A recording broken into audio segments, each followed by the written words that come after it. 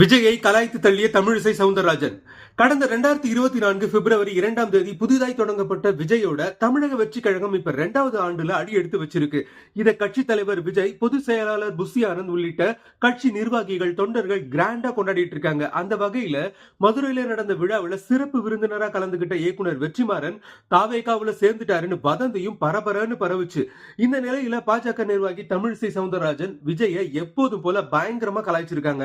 செய்தியாளர் சந்திப்புல பேசின அவங்க கிட்ட விஜயோட தாவேக்கா தொடங்கி 1 வருஷம் நிறைவடைஞ்சிருக்கேன்னு கேட்டதுக்கு, ஓ கட்சி தொடங்கி 1 வருஷம் ஆகிடுச்சான்னு ஷாக்கா கேட்டாங்க. அதோட விஜய் அதிக அளவு சினிமாவுக்காக தான் செலவிடுறாரு, அப்படி செய்யாம அரசியலும் மக்களோடு மக்களா இறங்கி கட்சி வேலை செய்தா மகிழ்ச்சின்னு சொன்னாங்க.